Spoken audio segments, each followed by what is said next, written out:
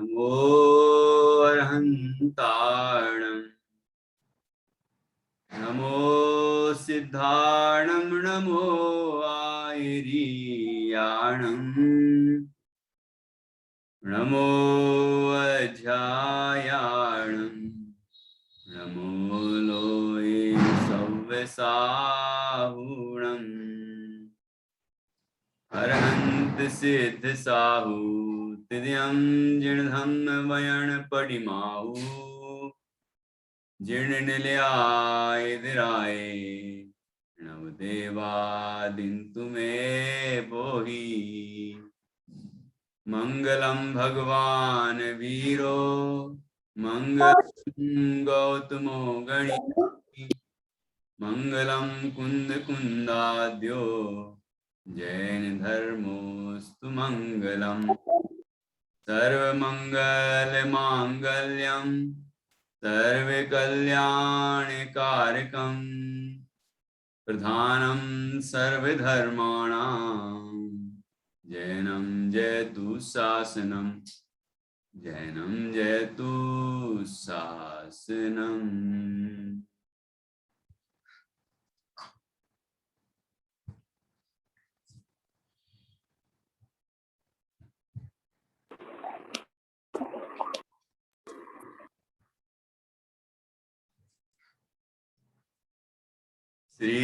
श्रीपतिर्भगवान् पुष्यात् भक्तानां वः समीहितं यद्भक्ति शुल्कतामेति मुक्तिकन्या करग्रहे।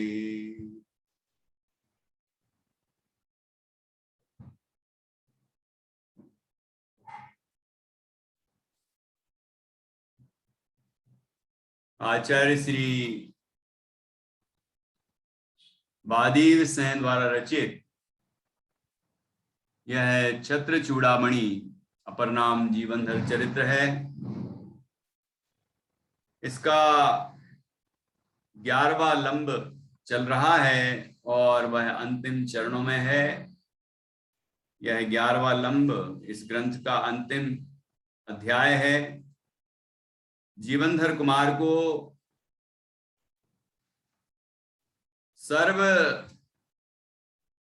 सुख सुविधाएं प्राप्त होने पर, राज वैभव से संपन्न होने पर उन्हें बंदरों की घटना देखकर संसार शरीर और भोगों से वैराग्य प्रकट हुआ और वैराग का पोषण करने के लिए उन्होंने 12 भावनाओं का 12 अनुप्रेक्षाओं का चिंतन किया, जिससे उनका वैराग्य अत्यंत पुष्ट हो गया, दृढ़ हो गया और उन्होंने फिर दृढ़ता पूर्वक दीक्षा लेने का विचार किया।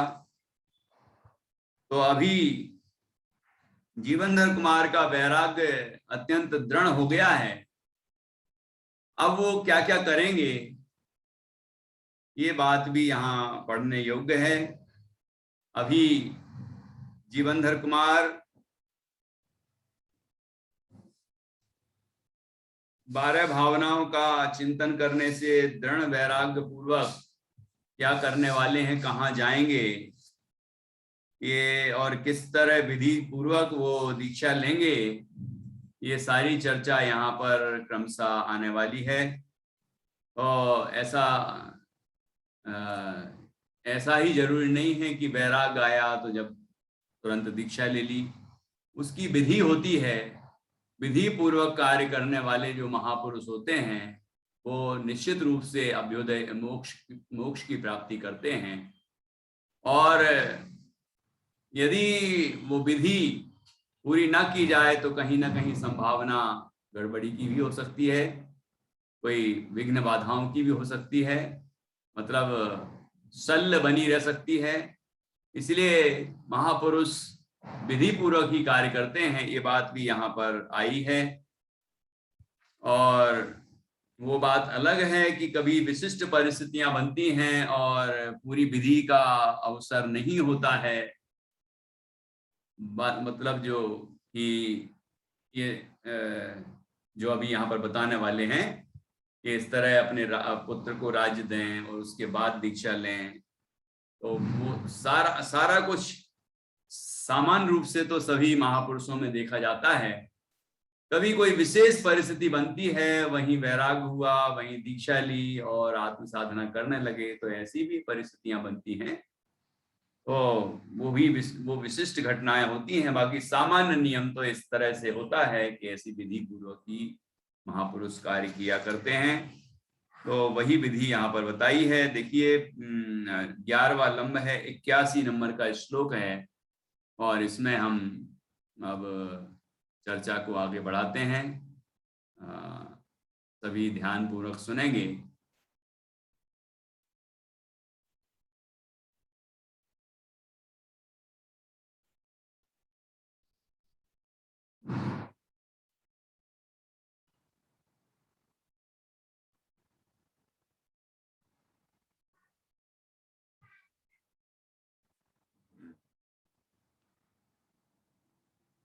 देखिए यहाँ पर लिखा है, राजा जीवनधर कुमार की विरक्ति का दृढ़ होना, पक्का होना और मजबूत होना, पुष्ट हो जाना। तो अन्वयार्थ में कहा है, इस प्रकार 12 भावनाओं के चिंतन करने से इन जीवनधर महाराज का वैराग्य भाव स्थिर हो गया। स्थिर हो गया, स्थिर हो गया मतलब बिल्कुल पक्का। अस्थिरता नहीं है, चंचलता नहीं है, दीक्षा लूं कि ना लूं, अब मैं क्या करूं क्या ना करूं, ऐसी अनिर्णय की स्थिति नहीं है। पूरा दृढ़ निर्णय हो गया कि अब मुझे जैनेश्वरी दीक्षा अंगीकार करना है और मुझे आत्म साधना करके मोक्ष की प्राप्ति करनी है। ऐसा बिल्कुल दृढ़ निर्णय हो गया मन में। यही बात यहाँ पर बताई है। निश्चय से सज्जन पुरुषों की किसी कार्य के प्रारंभ करने की प्रवृत्ति व्यवस्थित निश्चित हुआ करती है, और यदि इसमें सहायता मिल जाए तो फिर कहना ही क्या है।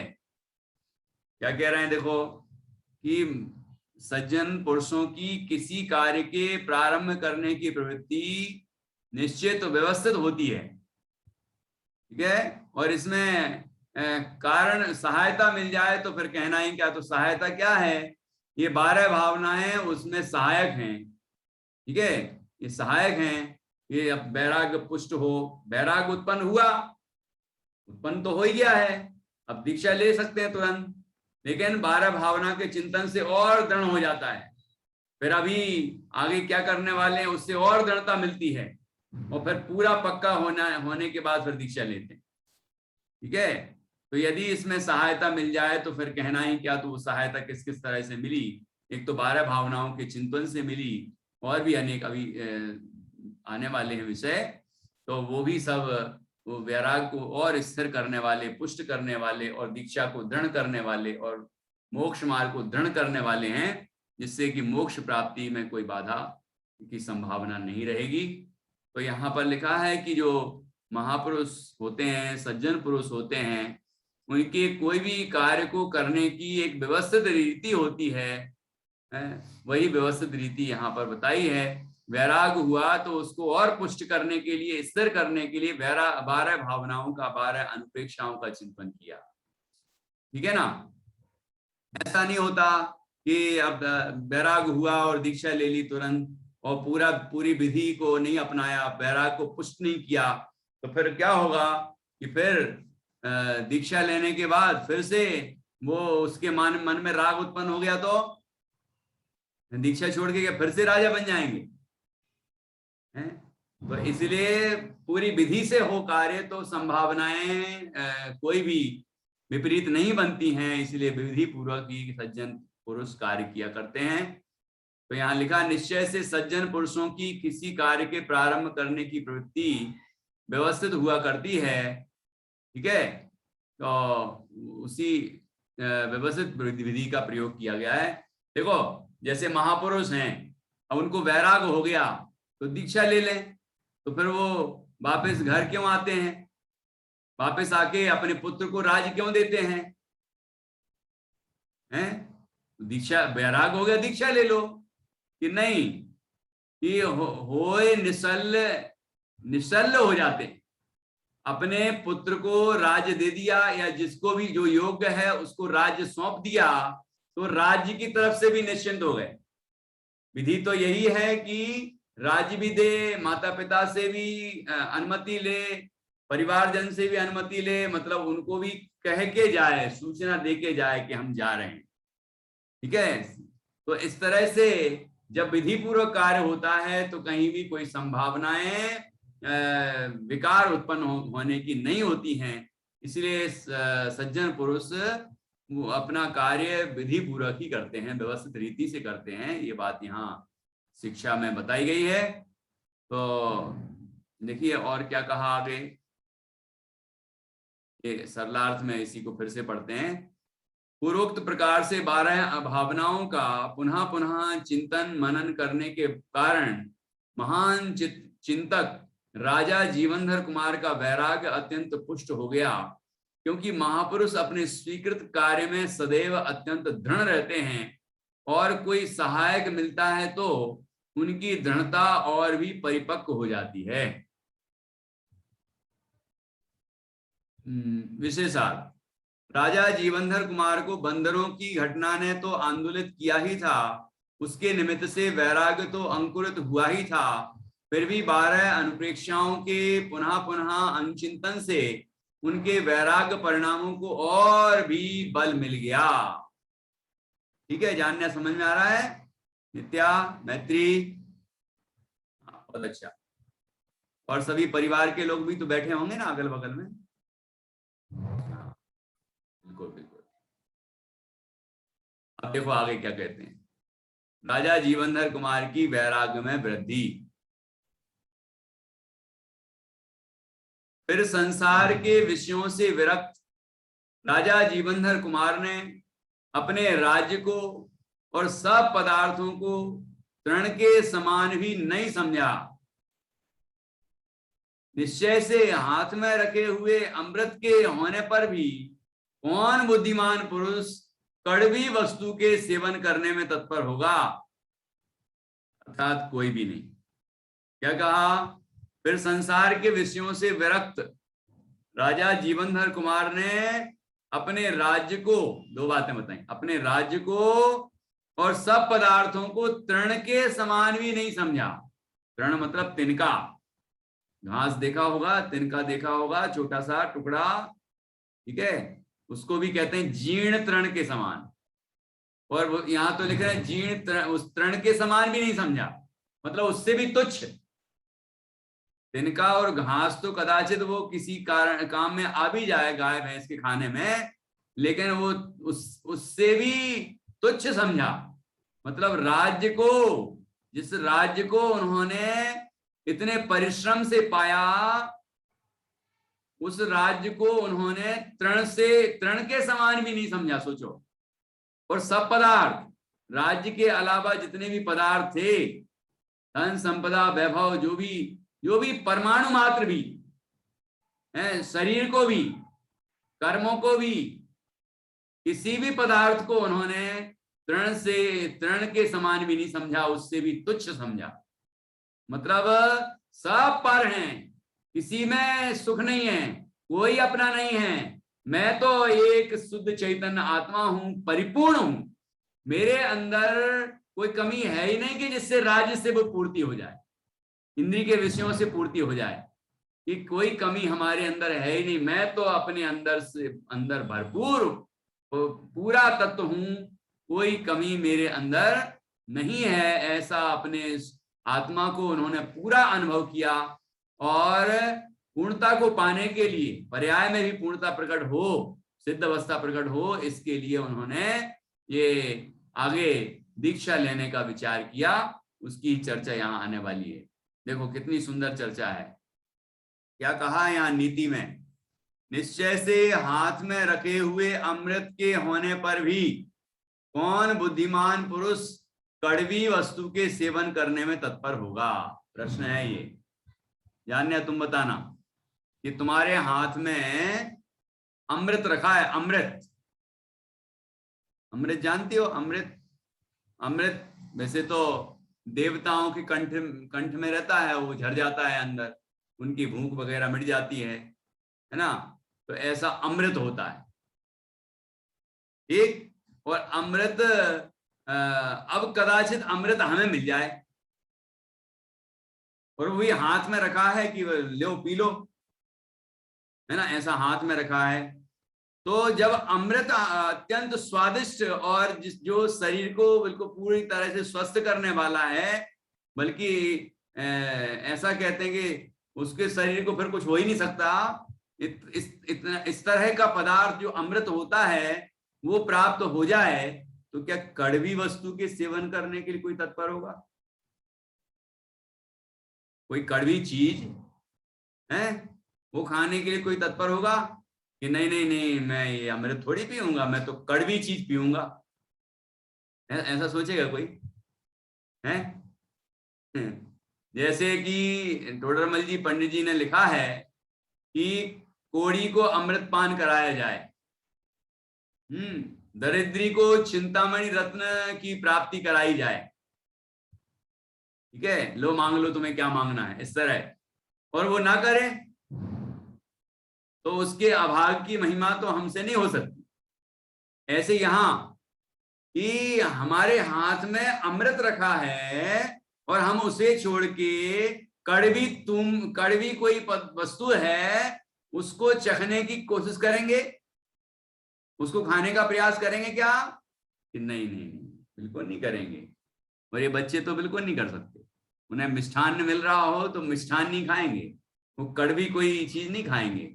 हैं, करेले की सब्जी बनी हो तो करेले की सब्जी खाएंगे कि अंगूर बादाम और उसकी, यदि उसकी सब्जी बनी हो ड्राई फ्रूट्स की, हैं, तो वो खाना पसंद करेंगे कि ये खाना पसंद करेंगे? बताओ। तो ऐसे एक उदाहरण है ये। तो कहने का तात्पर्य कि कोई बुद्धिमान व्यक्ति, समझदार व्यक्ति ऐसा नहीं करेगा। जब बच्चे नहीं करते हैं तो ये बिल्कुल समझदार है, बच्चे भी इतने समझदार हैं कि वो अमृत मिल रहा हो तो फिर वो कड़वी चीज नहीं खाएंगे, ठीक है ना। तो ऐसे ही जब मोक्ष का आनंद मिलने वाला हो तो कोई राज वैभव का आकुलतामयी सुख पाना चाहेगा? अर्थात जिसको दुखी कहा है वो दुख पाना चाहेगा, संसार में घूमना चाहेगा क्या? कि नहीं नहीं नहीं, वो क्यों घूमना चाहेगा? जब मोक्ष मिल रहा है तो वो संसार में घूमने का उपाय क्यों करेगा? ऐसी बड़ी सुंदर चर्चा है। देखो तरलार, संसार से उदासीन होने के कारण राजा जीवनधर कुमार राज्य को और अन्य भोग पदार्थों को तृण के समान तुच्छ समझने लगे। ठीक ही है, क्योंकि हाथ में अमृत आ जाने पर कड़वी वस्तु के सेवन की चाह कोई भी नहीं करता। तद्भव मोक्षगामी राजा जीवनधर कुमार को साक्षात मोक्ष के कारण प्राप्त हो रहे हैं, तब वे संसार के कारण राज्यादि में मोह कैसे कर सकते हैं? जब उन्हें साक्षात समझ में आ रहा है कि ये मोक्ष मार्ग ही मोक्ष का कारण है और उन्हें ये उपलब्ध हो सकता है, तो वो वही प्रयास करेंगे कि ये संसार राज्य वैभव में संतुष्ट हो जाएंगे, हैं? वो तो मोक्ष मार्ग को ही अंगीकार करेंगे और वो दीक्षा लेंगे, निर्ग्रंथ दशा अंगीकार करेंगे, अंतर्बाह्य निर्ग्रंथ होकर अपने आत्मा की साधना करेंगे और मोक्ष की प्राप्ति करेंगे रत्नत्रय की पूर्णता द्वारा। तो वही कार्य करेंगे, ये बात यहाँ पर बताई है। तो देखते हैं जीवनधर कुमार क्या करते हैं आगे। देखो अभी संसार शरीर भोगों से विरक्त हो चुके हैं, ठीक है, और दीक्षा लेने का विचार उत्पन्न हो चुका है। राज्य वैभव को, भोगों को, इंद्रिय सुख को दुख समान मान चुके हैं और उसको तुच्छ जानकर छोड़ने का विचार कर चुके हैं। अब देखिए, अब वो दीक्षा लेने के पहले भगवान जिनेंद्र की पूजा कर रहे हैं, ठीक है। कई लोग तो कहते हैं हमें इतना वैराग हो गया कि हम भगवान की पूजा करने तक नहीं जाते। ये कैसे वैरागी हैं, कुछ समझ में नहीं आता मुझे। ये वैरागी नहीं है, ये ऐसी विधि नहीं होती। देखो जीवनधर कुमार को वैराग आया है तो भगवान की पूजा करने गए, क्योंकि भगवान तो पूरी वीतरागता की मूर्ति है, उनको देखता है तो वैराग और पुष्ट होता है। अब मोहियों को तो भगवान में भी यही दिखता है कि भगवान हमारे ऊपर कृपा कर बरसा दें और हमें धन संपदा प्राप्त हो जाए। तो मोहियों की तो क्या बात करें, वो वीतरागियों से भी यही आशा करेंगे। लेकिन जो ज्ञानी हैं वो जानते हैं कि भगवान के दर्शन करने से अपना वैराग और पुष्ट होता है। तो अपने वैराग को पुष्ट करने के लिए ही गए हैं वो भगवान के दर्शन पूजन करने के लिए। देखो क्या कहा यहां, तदनंतर जैन शास्त्रों के जानने वाले उन जीवनधर कुमार ने वहां से निकलकर जिनेंद्र भगवान की पूजा करके किसी रिद्धिधारी मुनि से धर्म श्रवण किया। क्या क्या लिखा है इसमें देखो, जैन शास्त्रों के जानने वाले, वो जानते थे भगवान जिनेंद्र की क्या आज्ञा है, क्या विधि है दीक्षा लेने की, क्या विधि है मोक्ष मार्ग में आगे बढ़ने की। वो इन सब बातों से अच्छी तरह परिचित थे, ठीक है ना। इसलिए वो पूरी विधि के अनुसार ही कार्य कर रहे हैं कि जैन शास्त्रों के जानने वाले उन जीवनधर कुमार ने वहां से निकलकर, कहां से निकलकर आरोही हैं, लता मंडप में थे ना, अभी कहाँ थे, पहले तो उपवन में थे जहां वो तालाब में स्नान कर रहे थे अपनी रानियों के साथ, बाद में लता मंडप में आए विश्राम के लिए और वहां बंदरों की घटना देखी, उससे उनको वैराग हुआ और वो 12 भावना का चिंतन करने लगे जिससे उनका वैराग पुष्ट हुआ। और अब वे वहां से निकले, मतलब वो लता मंडप से बाहर निकले और निकल के कहां पहुंचे, जिन मंदिर पहुंचे, और मंदिर पहुंच के उन्होंने भगवान जिनेंद्र की पूजा की, ठीक है। वहां से निकलकर परमेश्वरम संपूज्य जिनेंद्र भगवान की पूजा करके किसी रिद्धिधारी मुनि से धर्म श्रवण किया। कोई मुनिराज वहां पर थे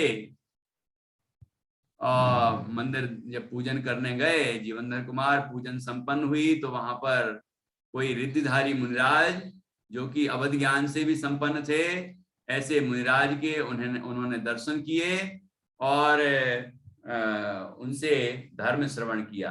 तो नित्या अभी दीक्षा ले लेंगे क्या मुनिराज से ही, देखते हैं इनसे दीक्षा लेते हैं। अभी बार बार लग रहा है कि अब दीक्षा लेने वाले हैं, अब दीक्षा लेने वाले हैं। अब देखो पूरी विधि है ये तो यहां पर लिखा सरलार्थ, राजा जीवनधर कुमार के हृदय में वैराग के अंकुर प्रस्फुटित हुए हैं। वे उस लता भवन से लौटकर सीधे जिनालय में पहुंचे, वहां अत्यंत भक्ति भाव से जिनेंद्र भगवान की पूजा की तथा वहीं पर उपस्थित चारण रिद्धिधारी मुनिराज से धर्म श्रवण किया।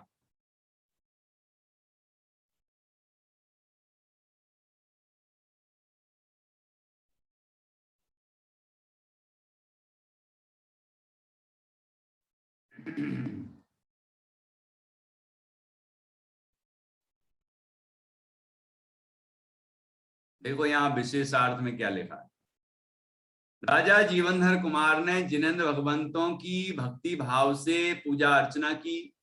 पूजन में अपनी बात भगवान को सुनाई जाती है, किंतु भगवान क्या कहते हैं उसको जानना भी परमावश्यक होता है।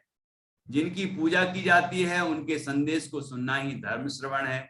अतः पूजा के उपरांत धर्म श्रवण का कार्य होना सहज ही है। भव्य जीव को धर्म श्रवण के भाव हों और उसे धर्म सुनने को ना मिले यह असंभव है। अतः जीवनधर कुमार को चारण रिद्धिधारी मुनिराज से धर्म श्रवण का सहज ही योग मिल गया। हम सबको भी इस तरह की भावना करनी चाहिए। भगवान जिनेंद्र की पूजन अर्चना करने के बाद हमें यदि कोई जैसे कि ऐसा सौभाग्य जीवनधर कुमार को प्राप्त हुआ, ऐसा सौभाग्य हमारा भी जाग जाए कि हमें मुनि भगवंतों से धर्म उपदेश सुनने को मिल जाए तो उत्तम है। नहीं तो जो ज्ञानी हैं उनसे प्राप्त हो जाए, जो दृढ़ श्रद्धानी हैं जैन धर्म के, उन विद्वानों से सुनने को मिल जाए तो ये उत्तम है, तो हमें सुनना चाहिए। और फिर भी ना मिलता हो तो खुद जिनवाणी आदर पूर्वक विराजमान करके और हमें जिनवाणी का विनय करके उनका श्रवण अध्ययन करना चाहिए। ठीक है, और इस तरह हम भगवान जिनेंद्र को पूजन के दौरान हम अनेक बातें कहते हैं, भगवान जिनेंद्र से निवेदन करते हैं, उनकी भक्ति करते हैं, गुणगान करते हैं। एक तरह से यहाँ लिखा कि अपनी बात हम भगवान को सुनाते हैं, तो अब भगवान की बात भी हमें सुनना चाहिए जिनवाणी के माध्यम से। ठीक है, और जीवनधर कुमार का तो महाभाग्य था कि उन्हें चारण रिद्धिधारी मुनिराज से धर्म श्रवण का सहज योग प्राप्त हुआ। ऐसी हमें भी उत्तम भावना करनी चाहिए। तो यहाँ लिखा है कि भावना होगी तो ये संयोग भी अपने आप प्राप्त हो जाएंगे। देखिए अब आप, धर्म श्रवण से धर्म ज्ञान में निर्मलता। अब क्या हुआ, अन्वयार्थ। फिर धर्म का स्वरूप सुनने से ये राजा जीवनधर कुमार अत्यंत निर्मल धर्म विद्या के जानने वाले हो गए। धर्म का स्वरूप सुना मुनिराज से तो जीवनधर कुमार को धर्म विद्या का ज्ञान हो गया। मतलब जैन धर्म में मोक्ष का मार्ग क्या है, रत्नत्रय कैसा है और किस तरह से मोक्ष की प्राप्ति होती है, ये सारा ज्ञान उनको प्राप्त हो गया। सर्व विद्याओं, सर्व धर्म की समस्त विद्या उनको प्राप्त हो गई। तो यहाँ पर ये प्रश्न उठ सकता है कि जीवनधर कुमार को क्या धर्म का ज्ञान पहले से नहीं था? कि था तो, लेकिन जैसे हम सबको ये ज्ञान तो होता है, लेकिन जिसके माध्यम से वो फलित हो जाए, है ना, वो ज्ञान पुनः प्राप्त हुआ, वही ज्ञान प्राप्त हुआ, वही आत्मा की बात, वही मोक्ष मार्ग की बात, वही तत्व की बात हमने किन्हीं ज्ञानियों से सुनी। तो वो ज्ञान जो हमारा पहले से भी है, लेकिन अभी जो फिर से प्राप्त हुआ है, उससे वो पुष्ट हो गया और वो अंदर में फलित हो गया। मतलब अनुभूति प्रकट हो गई, है ना, वैराग्य उत्पन्न हो गया और दीक्षा लेने में दृढ़ता उत्पन्न हो गई, मोक्ष मार्ग में हम आगे बढ़ने लगे।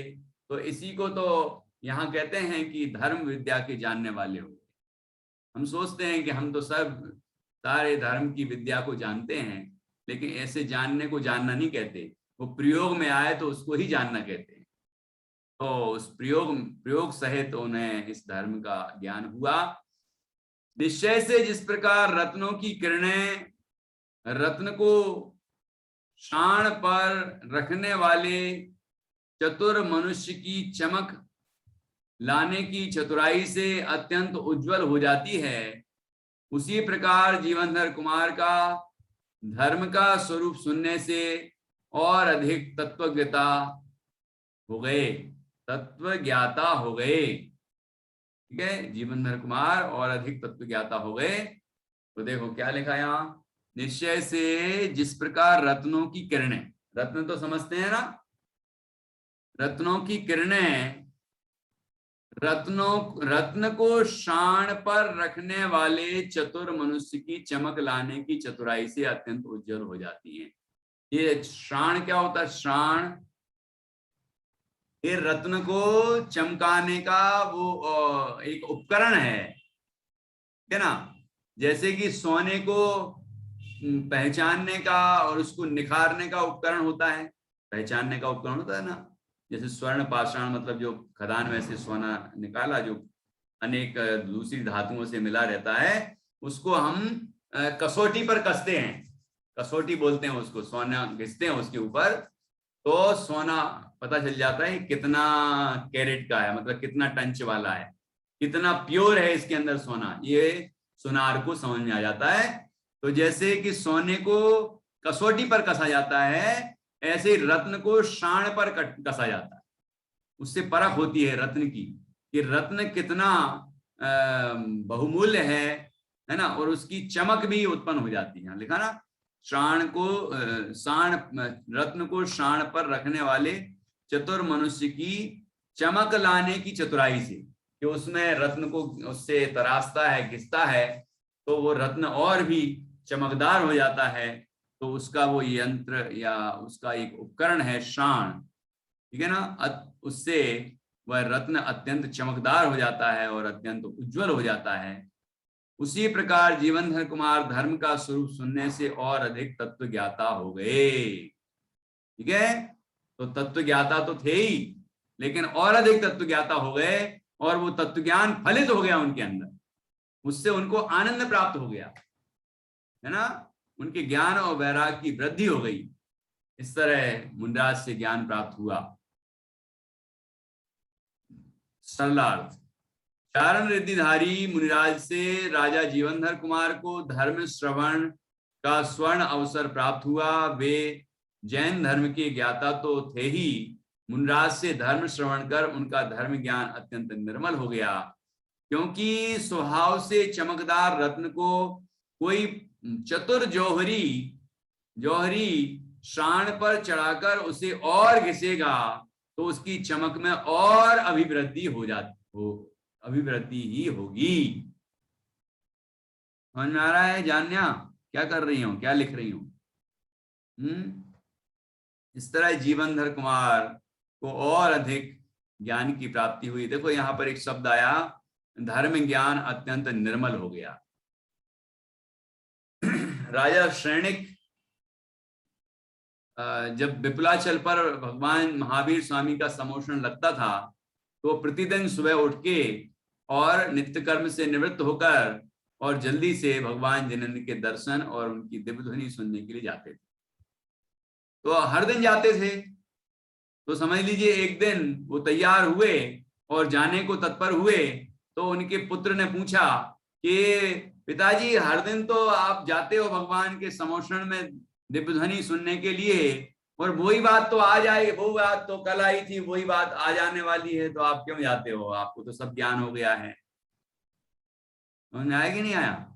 ये सब ज्ञान हो गया है, आप क्यों जाते हो हर दिन? तो उन्होंने क्या कहा पता है? उन्होंने कहा कि भगवान जिनेंद्र के चरणों में बैठकर तत्व ज्ञान पुनः पुनः प्राप्त करने से वह तत्व ज्ञान निर्मल हो जाता है। जो ज्ञान हमें पता है, हमें सब ज्ञान है, लेकिन ज्ञानियों के चरणों में बैठ के उनसे वही बात फिर से सुनते हैं, फिर से सुनते हैं, फिर से सुनते हैं, तो वो अंदर में ज्ञान निर्मल होता है और ज्ञान में जो वस्तु का स्वरूप बताया है वो भाषित होने लग जाता है और पर से जुदा आत्मा की अनुभूति होती है और अपना आत्मज्ञान और रत्नत्रय आदि की वृद्धि होती है। मतलब वो फलित होता है, इसको कहते हैं फलित होना। तो ज्ञानियों के चरणों में बैठने से बैठ के वही बात फिर से बार बार भी सुनते हैं तो वह बात जो है, तत्व ज्ञान जो है वह और निर्मल हो जाता है। बुद्धि भी हमारी निर्मल होती है, समझ हमारी निर्मल होती है। इसलिए आलस नहीं करना चाहिए, ऐसा नहीं सोचना चाहिए कि हमने ये बात तो पहले भी पढ़ ली है, हमने तो उस शास्त्र में भी पढ़ा था, हमने तो इस शास्त्र में भी पढ़ा था। इतना सोच के हमें उदासीन नहीं होना चाहिए, आलसी नहीं होना चाहिए, हमें उत्साह आना चाहिए और ऐसा लगना चाहिए कि ये चीज जो हमने पढ़ी है ये हमारे अंदर फलित क्यों नहीं हुई अभी तक, ये फलित होना चाहिए, है ना। भेद ज्ञान की बात आई तो भेद ज्ञान होना चाहिए, वैराग की बात आई तो वैराग हमें होना चाहिए प्रकट, ठीक है ना, तभी उसका होने का मतलब है। इस तरह से यहाँ पर बहुत ही सुंदर चर्चा आई। अब जीवनधर कुमार मुनिराज से प्रश्न करते हैं। क्या प्रश्न करते हैं? फिर अपने पूर्व जन्म के वृत्तांत को जानने की इच्छा से राजा द्वारा प्रश्न पूछे गए प्रश्न का उन चारण रिद्धिधारी मुनिराज ने जीवनधर कुमार के पूर्व जन्म का वृत्तांत इस प्रकार कहा। जीवनधर कुमार ने पूछा कि हे मुनिवर, मैं अपने पूर्व जन्म को जानना चाहता हूं और ये भी जानना चाहता हूं कि मैं राजा का पुत्र हुआ लेकिन मेरा जन्म शमशान भूमि में हुआ है, अपनी जन्मभूमि छूट गई और मैं एक बार बंधन में भी पड़ा, काष्ठांगार ने मुझे बांध लिया, ठीक है, और उसने मुझे मारने का आदेश दिया। तो ये ऐसी स्थितियां क्यों हुई? और फिर मैं कुछ वर्ष बाहर ही देश विदेश में घूमता रहा, ठीक है ना, और अब फिर उसके बाद मैंने अपना राज्य वापस पाया। तो ये सब क्यों हुआ? ये राज्य मेरा छूटा, ये मेरा जन्म शमशान में हुआ, बंधन में भी पड़ा। बंधन में पड़ना कोई सम्मान की बात तो है नहीं, अपमान ही तो हुआ। तो ये सब जो हुआ, ये क्यों हुआ, है ना? ऐसा हमने पूर्व जन्म में क्या किया था, कौन से कर्म किए थे कि जिसके कारण मेरे साथ ऐसा हुआ, ठीक है ना? तो ऐसा उन्होंने प्रश्न मुनिराज से किया, ठीक है ना? तो यहां देखते हैं अब कि क्या यहाँ पर जवाब देते हैं आचार्य। इसकी चर्चा वैसे कल करने का मन हो रहा था। ये वैराग की बहुत सुंदर घटना है, ठीक है। यहाँ पर अभी देखते हैं, फिर से थोड़ा और पढ़ते हैं, फिर बाकी अपन कल पढ़ेंगे। शरणार्थ। धर्म श्रवण से तृप्त होने के पश्चात राजा जीवनधर कुमार ने अपने पूर्व भाव के वृत्तांत जानने की इच्छा से अत्यंत विनय पूर्वक मुनिराज से प्रश्न पूछ ही लिया। निमित्त ज्ञानी मुनिराज ने राजा जीवनधर कुमार की जिज्ञासा शांत करने के लिए उनके प्रश्न का उत्तर देना प्रारंभ किया। तो उन्होंने क्या उत्तर दिया होगा, ये मुनिराज बैठे हैं ना, विराजमान हैं, ऐसा एक चित्र बनाया है और जीवनधर कुमार उनसे प्रश्न कर रहे हैं। अब जीवनधर कुमार को वो ये उपकथा आ रही ना, 23वीं उपकथा, इस उपकथा के माध्यम से ये बताएंगे कि वो पूर्व जन्म में क्या थे, है ना, क्या क्या किया था उन्होंने, और किस किस कर्म के फल में ऐसा सब हुआ। ये सब चर्चा यहाँ पर बहुत ही सुंदर आने वाली है। और देखो, ये उन्होंने फिर दीक्षा धारण की है और फिर उसके बाद निर्वाण की प्राप्ति की है। ये सब चर्चा यहाँ पर आने वाली है। अभी ये प्रश्न बाकी है कि वो मुनिराज से ही दीक्षा लेंगे कि अभी और कुछ करना बाकी है ना? ये चर्चा भी यहाँ पर अभी आएगी। तो कल देखेंगे कि वो दीक्षा कहाँ लेते हैं, किस तरह लेते हैं, ये सब चर्चा भी यहाँ पर आएगी। तो हम इसकी बात कल करेंगे, ठीक है ना? अभी आज अपन यहीं चर्चा को विराम देंगे और जिनवाणी स्तुति करेंगे। तो आप लोगों ने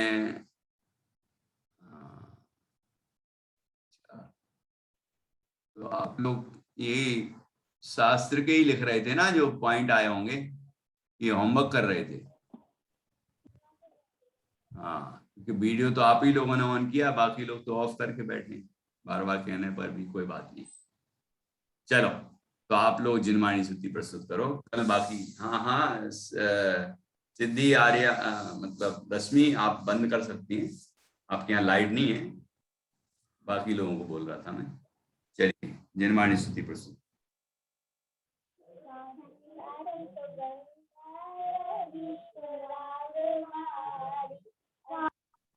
थोड़ा देखो, आपका साउंड अच्छा क्लियर नहीं आ रहा है, चेक करो।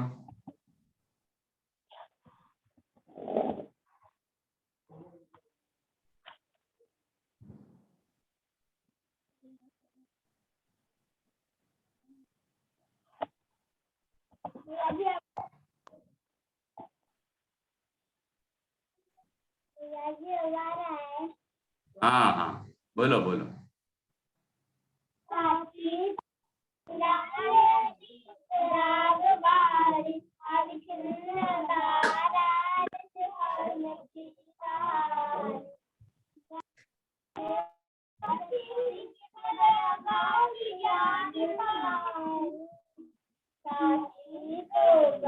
जा मैं अति ही विमल अगाध ज्ञान पानी, जहाँ नहीं संशयादि पंक की निशानी, सांची तो गंगा यह विराग।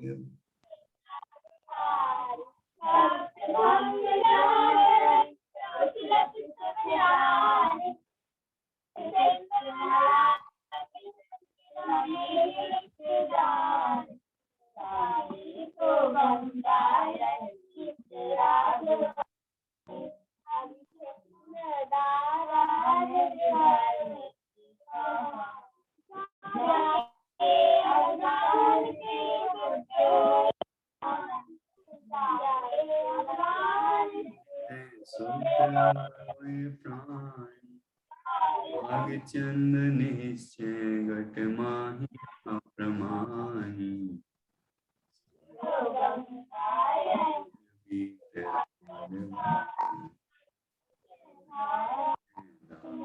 निज धर्म की कहानी। जय हो महान जिन धर्म की जय हो। सभी 9 बार नमोकार मंत्र के माध्यम से पंच परमेष्टि का स्मरण करेंगे।